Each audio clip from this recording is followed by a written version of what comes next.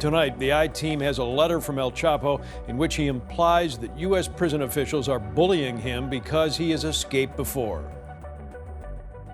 The life of Joaquin El Chapo Guzman, once the world's most notorious drug lord, took a dramatic turn when he was incarcerated. The conditions of his confinement and the unprecedented measures taken to ensure his containment have unveiled a side to prison life that is deeply disturbing. This video delves into the many facets of El Chapo's life behind bars, shedding light on the extreme lengths the U.S. prison system has gone to in managing one of its most high-profile inmates. Joaquin El Chapo Guzman's reputation as a cunning and elusive figure who escaped high-security prisons not once but twice in Mexico necessitated unparalleled security measures upon his extradition and incarceration in the U.S. These measures went beyond the routine practices of most maximum security prisons, highlighting the extent to which authorities went to ensure he wouldn't slip through their fingers again. El Chapo was held at the Administrative Maximum Facility, ADX, in Florence, Colorado, the highest security prison in the United States. Known as the Alcatraz of the Rockies, this facility houses some of the country's most dangerous criminals, but even within this prison, Guzman's security measures stood out. Upon his arrival, his transportation was something of a national event. Highly armed federal agents and an array of surveillance planes ensured his transfer was secure. Roads were blocked off, and airspace above was temporarily restricted to ensure no outside intervention. It was clear that the U.S. authorities were taking no chances when it came to Guzman's containment. Added to this, Guzman's legal team was under intense scrutiny. Their meetings were closely monitored, with authorities fearing that legal consultations could be used as a guise to pass on instructions or receive updates from the outside. Unlike other inmates, El Chapo was not provided with the usual group recreation time. Instead, his rare moments out of the cell were in a separate solitary recreation area, devoid of human interaction. Beyond the physical and surveillance measures, there was an emotional and psychological aspect to the security. By isolating El Chapo and depriving him of human contact, authorities aimed to weaken his spirit and resolve, hoping to ensure complacency and reduce any motivation for escape. One can't discuss the security measures around El Chapo without touching upon the concerns of an inside job or corruption within the facility. Given the drug lord's history of orchestrating escapes with the complicity of prison staff in Mexico, U.S. authorities were on high alert. Staff at ADX Florence underwent intensive vetting processes and were regularly monitored for signs of compromise or corruption. This was a silent acknowledgement of the influence and power Guzman held and the lengths to which his cartel might go to free their leader. The incarceration of Joaquin El Chapo Guzman was not just a matter of physical containment, but also one of psychological control. The effects of prolonged isolation, like that experienced by Guzman, can be both profound and damaging. In fact, the conditions of his confinement at ADX Florence have raised questions about the human rights implications of such severe isolation. Human beings are inherently social creatures. Our evolution, culture, and personal development are deeply intertwined with our interactions with others. When this fundamental aspect of human existence is taken away, the psychological toll can be significant. Solitary confinement, such as that which El Chapo underwent, has been equated by many psychologists to a form of torture. Its impact can manifest in various ways, ranging from mild distress to severe mental health disorders. Guzman's confinement meant 23 hours a day in a small cell, with little to no human interaction. Such conditions often result in sensory deprivation. Over time, the lack of stimuli can lead to various psychological issues, including hallucinations, paranoia, and an intensified state of anxiety. The mind, starved of external interactions, turns inwards, sometimes leading to a distorted sense of reality. Reports and accounts from Guzman's legal team during his trials indicated signs of this psychological toll. They painted a picture of a man who was not just physically confined, but was also battling the overwhelming weight of his isolation. Joaquin El Chapo Guzman's physical confinement within the walls of ADX Florence might have curtailed his movement, but it didn't necessarily signify the end of his influence. His reign as the leader of the Sinaloa cartel, one of the most powerful drug trafficking organizations in the world, has left an indelible mark. And as history has shown, prison bars can sometimes be merely symbolic, especially for figures with vast resources and loyalty from followers. The Sinaloa cartel, under the leadership of El Chapo, established a vast network spanning multiple countries. This network was not just built on fear, but also on loyalty, kinship, and shared profits. Such structures, deeply embedded, don't just dissipate with the incarceration of a leader. In many cases, they adapt, sometimes even growing stronger in the face of adversity. This was evident with the Sinaloa cartel. Despite its leader's confinement, operations continued, showing the depth and resilience of the organization. One of the concerns that U.S. authorities grappled with was the possibility of El Chapo continuing to run or influence cartel operations from behind bars. This wasn't an unfounded fear. There have been multiple instances worldwide where incarcerated gang leaders continued to pull strings from their cells. For Guzman, who had built an empire based on cunning strategy and deep-rooted connections, passing instructions or influencing decisions from prison was a real possibility. The extensive restrictions on his communications were a testament to these concerns. By limiting his contact with the outside world and monitoring his interactions with his legal team, authorities sought to sever his ties with the cartel. But the mere symbolism of El Chapo, the legend he had become over the years, continued to inspire loyalty among many of his followers. This loyalty was on full display in October 2019, when Ovidio Guzman Lopez, one of El Chapo's sons, was briefly detained by Mexican security forces. The response was swift and overwhelming.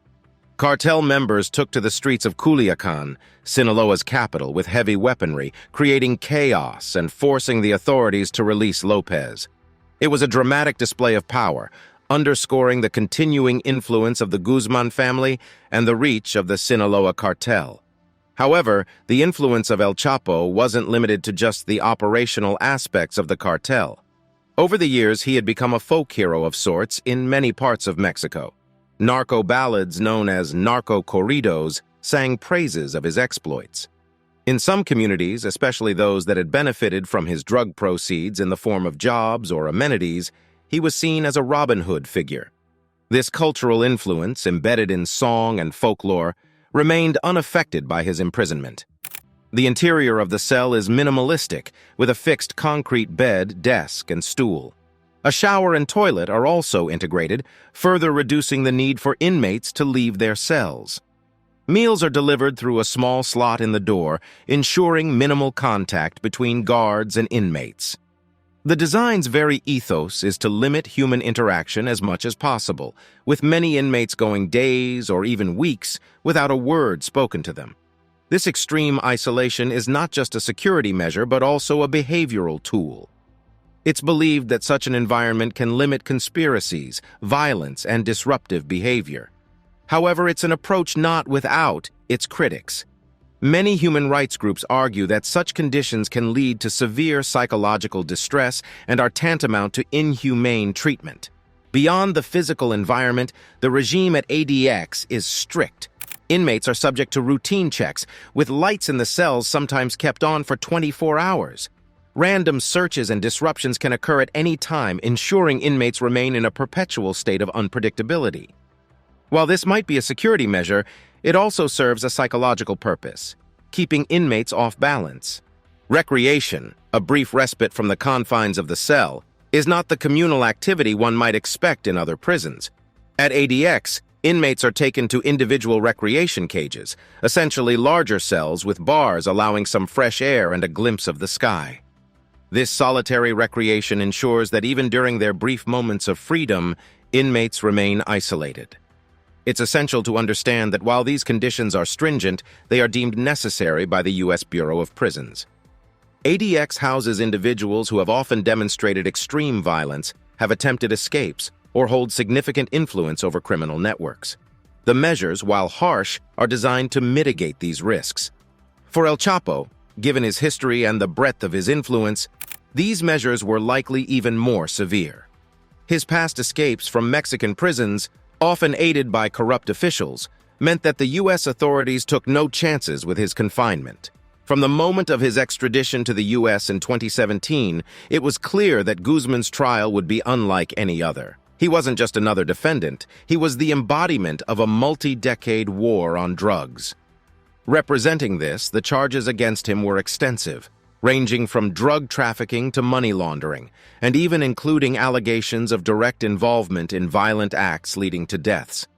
The gravity of these charges meant a complex legal battle, with mountains of evidence, testimonies, and countless legal intricacies. While these legal maneuvers played out in court, Guzman, once a powerful figure commanding a vast empire, was reduced to a silent observer, often listening to translations of the proceedings through headphones. This passive role, contrasting sharply with his past, was its own form of mental strain. Furthermore, the sheer length of the trial, spanning months, meant a daily routine of transport from the high-security facility to the courthouse, with each journey being a logistical challenge due to security concerns. The constant movement, the waiting, and the unpredictability of each day were mentally exhausting. It was a stark departure from the power and control he once wielded. Apart from the trial's logistics and proceedings, another significant toll was the exposure. Every detail of Guzman's life, every allegation was dissected publicly. Past actions, decisions, and even personal relationships were laid bare, analyzed, and debated. For someone who had operated in the shadows for much of his life, this public scrutiny was a unique form of stress.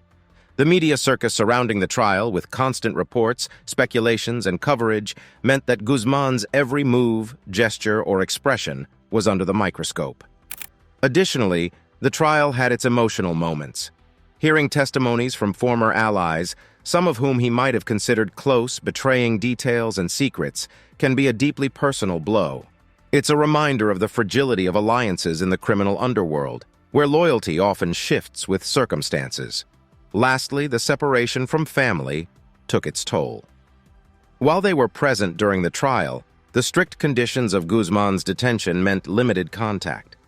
These brief interactions, under the watchful eyes of guards and amidst the tension of the courtroom, were far from genuine family moments.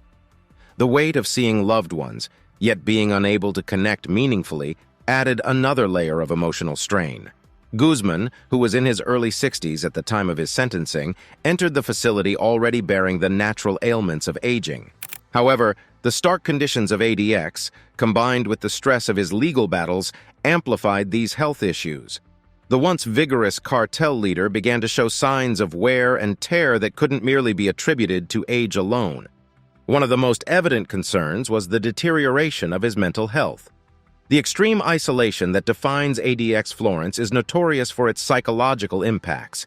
Humans, by nature, are social beings, and prolonged deprivation of interpersonal interactions can lead to a slew of mental health challenges. For Guzman, reports emerged of increasing anxiety and bouts of depression. His legal team, on several occasions, voiced concerns about his mental well-being, citing the lack of social interaction and the unending monotony of his existence as contributing factors. His physical health also saw a decline. While detailed medical records of inmates are typically confidential, snippets of information that emerged painted a picture of a man grappling with various ailments. Reports suggested that he suffered from recurring headaches and ear pain, the cause of which remained undiagnosed for long stretches. Additionally, the lack of regular, meaningful physical activity, combined with the aging process, likely led to a weakening of his overall physical condition. It's also worth noting that the environment within ADX, while designed to be secure, is not necessarily conducive to maintaining optimal health. The limited exposure to natural light can disrupt circadian rhythms, leading to sleep disorders. The constant artificial lighting, especially if left on continuously, can strain eyesight and further disrupt sleep patterns. Guzman's legal team made several references to his difficulty in getting restful sleep, a critical component of both physical and mental health. Dental and cardiac issues were also among the health challenges Guzman reportedly faced. While medical care is available within the facility, the nature of Supermax confinement can sometimes delay diagnosis and treatment. Moreover, the stress of incarceration, especially for high-profile inmates aware of their infamy even behind bars, can exacerbate underlying health issues, especially cardiac concerns. Another aspect that cannot be overlooked is the psychological toll of knowing one's former life is irretrievably lost. Guzman, once a kingpin who commanded unparalleled power and respect, was reduced to a life of stringent routine, devoid of choices or control. This realization, this contrast between his past and his present, undoubtedly weighed heavily on his psyche, possibly manifesting in physical ailments. While many might argue that the conditions and the resulting health issues are a just recompense for a life of crime, it opens up a larger debate on the objectives of the penal system. Is it solely about punishment, or is there an element of rehabilitation? And even if one leans heavily towards the punishment side of the spectrum, where is the line drawn between justice and cruelty? Guzman's health in confinement serves as a lens through which these questions can be viewed. While he might be an extreme case, given his past and the nature of his crimes, the effects of confinement on his health highlight the broader implications of incarceration. The fading health of El Chapo, a once indomitable figure, underscores the profound impact of the environment within ADX Florence and similar institutions, prompting reflection on the balance between security, justice, and humanity. ADX Florence, known for its extreme measures in isolating inmates, extends this philosophy to its communication protocols. Every letter, every phone call, every shred of communication going in or coming out is thoroughly scrutinized. This meticulous oversight isn't merely a deterrent for potential escape plans or criminal activities from within the prison walls. It is also a clear assertion of authority, reminding inmates of their limited agency. For Guzman, who once orchestrated massive drug operations, often with a mere phone call, this restricted communication environment was a stark departure from his previous life. In his days leading the Sinaloa cartel, communication was his power. In ADX Florence, it became his limitation. Every phone call he made was monitored, every letter he wrote was read, and every word he spoke was potentially analyzed for underlying intentions. Beyond the routine communication, the visitation protocols at ADX are equally stringent. Visits, often the most awaited moments for inmates, are choreographed with meticulous precision. Visitors undergo rigorous screening processes before being allowed into the facility. Once inside, they are ushered into visitation rooms where a thick pane of glass separates them from the inmate. Physical contact, a luxury that many might take for granted, is entirely off the table. This separation, both physical and metaphorical, serves dual purposes, ensuring security and emphasizing the inmate's isolation. For high-profile inmates like Guzman, these visitations took on added layers of complexity. Given his history of escapes, often with inside help, the prison authorities left nothing to chance. Even his legal counsel, with whom communication is typically privileged, underwent heightened scrutiny. The overarching sentiment was clear. The prison would control every aspect of Guzman's interactions, leaving no room for lapses. The impact of these restrictions is profound. On a fundamental level, it serves the purpose of security, ensuring that inmates, especially those with a history of influence like Guzman, cannot continue their criminal activities from within prison walls. On a deeper, more psychological level, it acts as a constant reminder of the inmate's captivity. By controlling communication, the prison asserts its dominance, reinforcing the power dynamics at play. However, this extreme control doesn't come without its critics. Human rights advocates often point out the psychological ramifications of such stringent measures. While communication and visitation are privileges, they also act as essential mental health tools, providing inmates with a sense of connection, however fleeting, to the outside world. By curtailing these, prisons like ADX might be ensuring physical confinement, but they are also imposing a psychological imprisonment that can have lasting effects. For El Chapo, a man who lived much of his life in the limelight, always connected, always in control, this transition to enforced silence was significant.